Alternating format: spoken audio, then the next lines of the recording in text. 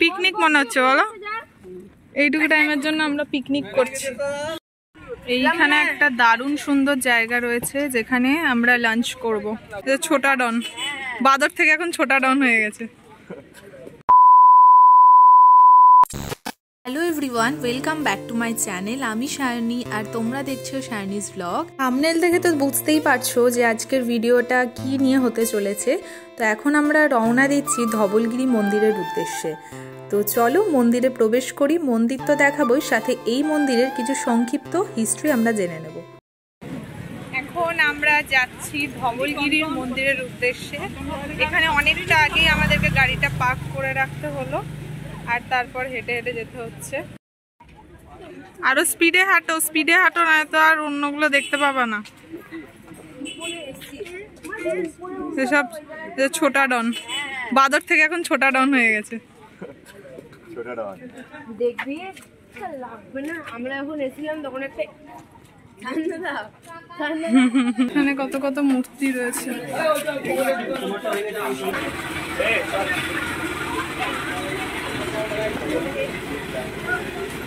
প্রবেশ করলাম ধবলগিরি মন্দিরের একদম সামনে।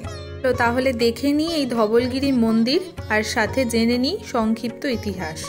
ধবলগিরি মন্দির, আবার অনেকের মুখে শোনা নাম ধৌলি, ভারতের ওড়িশা রাজ্যের ভুবনেশ্বর শহর থেকে 8 কিলোমিটার দূরে দয়া নদীর তীরে অবস্থিত। যাই হোক, এটি শহরের একটি অংশ এবং এর অন্যতম প্রধান পর্যটন আকর্ষণ হিসাবে বিবেচিত হয়।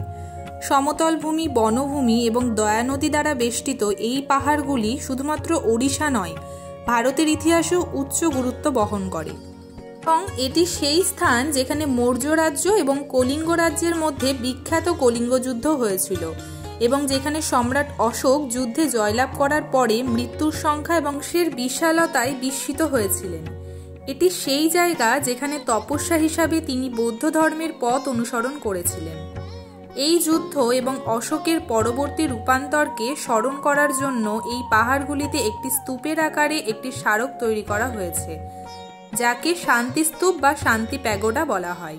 ভারতের ইতিহাসে ধৌলিগিরি পাহাড়ের একটি বড় তাৎপর্য রয়েছে। এটি এই জায়গা যেখানে কলিঙ্গ যুদ্ধ হয়েছিল, বিশ্বের সবচেয়ে বড় এবং মারাত্মক যুদ্ধগুলির মধ্যে একটি।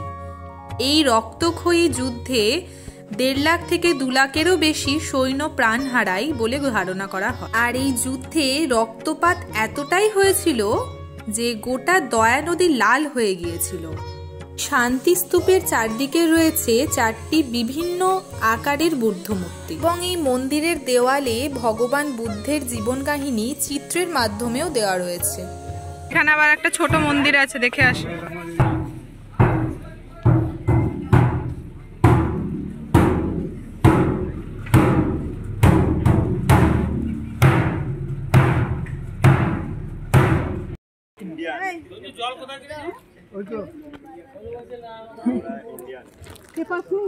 ধবলগিরির লাড্ডু এখানকার, এই তো ধবলগিরি, তো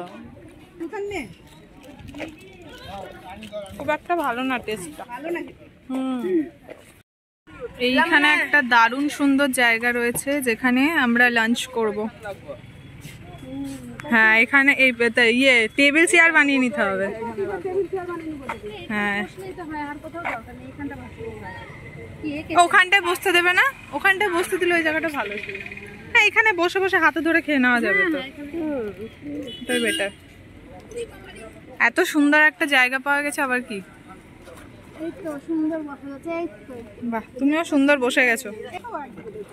পিকনিক পিকনিক একটা ভাইব। হ্যাঁ, চারিদিকে বসবা। পিকনিক মনে হচ্ছে বলো, এইটুকু টাইমের জন্য আমরা পিকনিক করছি।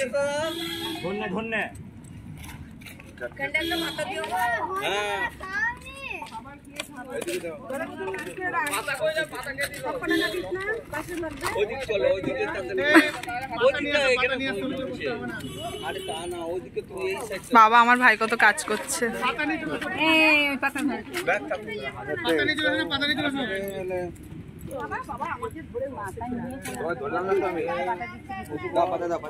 সবাই যে যার মতো কাজে ব্যস্ত, আমরাই কেবল খেতে বসে পড়েছি, আমরাই কেবল কোনো কাজ করছি না। যে আমাদের খাবার দিচ্ছিল সে নিজেই নিজের খাবারটা নিয়ে চলে এসেছে, এদিকে আমরা এখনো অবধি খাবার পাইনি। আনতে গেছে। লাঞ্চে রয়েছে ফ্রাইড রাইস আর চিলি পনির। থ্যাংক ইউ ভাই। ধবলগিরি মন্দির থেকে বেরিয়ে পড়ার পর সাইডেই একটা খাবার জায়গা আমরা করে নিয়েছিলাম, একটা ফাঁকা জায়গা ছিল, সেই জায়গাতেই আমরা খাওয়া দাওয়া করলাম। এখন আমরা রওনা দিচ্ছি লিঙ্গরাজের মন্দিরের উদ্দেশ্যে। লিঙ্গরাজের মন্দির, লিঙ্গরাজ পৌঁছলাম লিঙ্গরাজ মন্দিরের একদম সামনে। এখানে ফোন ক্যামেরা কিছুই ভেতরে অ্যালাউ করবে না, তার জন্য ভেতরের কোনো ক্লিপ আমি তোমাদের সাথে শেয়ার করতে পারবো না। নিজে যাই, গিয়ে মন্দির দর্শন করে আসি, তারপর আবার তোমাদের সাথে এসে কথা হচ্ছে।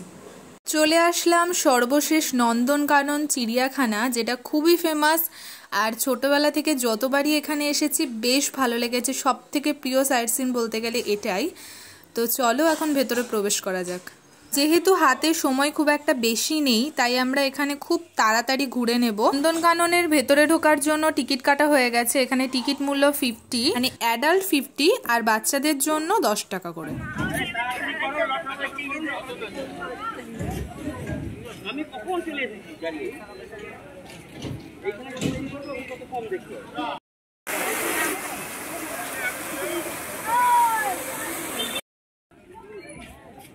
যেহেতু আমাদের হাতে সময় খুব কম ছিল আর সন্ধেও হয়ে যেত, সন্ধে হয়ে গেল তো আর এখানে কিছু সেরকম দেখতে পাবো না, তাই জন্য আমরা একটা ম্যাজিক কার করে নিয়েছিলাম যাতে কিছুটা জিনিস দেখা যায়। আর এই ম্যাজিক কারে আমাদের পার হেড 80 টাকা করে ভাড়া নিয়েছিল।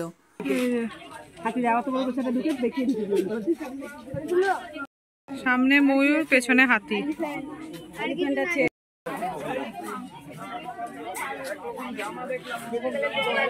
এখন আমরা প্রবেশ করছি রেকটাইল পার্কে।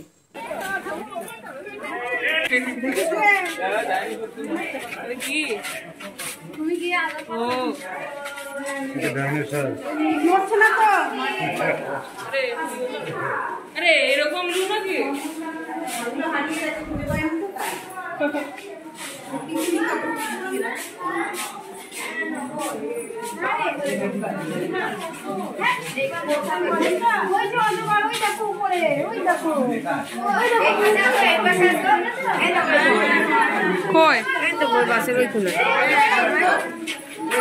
এই যে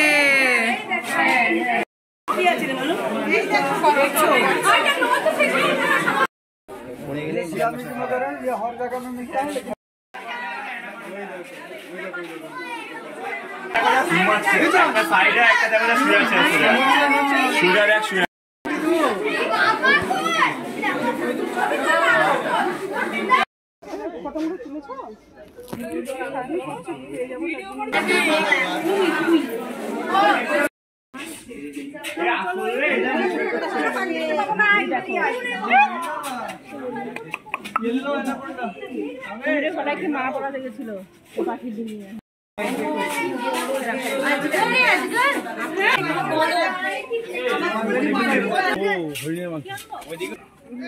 ধরে রেখো বাবান, ফোনটা ঠিক করে ধরিস। ওই দেখো কত বড় বাল। আজ বলছি এই পিস্তল দেখি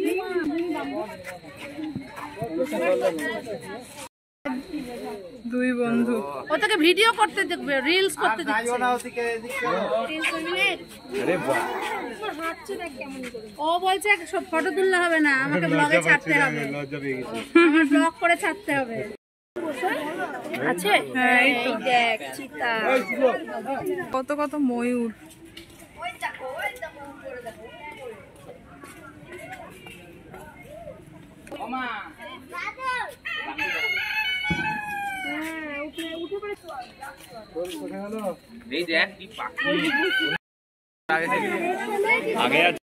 সো ফাইনালি আমাদের নন্দনকানন ঘোরা এখন শেষের দিকে। এখন আমরা বেরিয়ে পড়ব। এখন ঘড়িতে বাজে প্রায় 5টা 20 মতো। তো সন্ধ্যাও হয়ে এসছে, এখন আর কিছু দেখতেও পারবো না। তো চলো আপাতত বেরোনো যাক।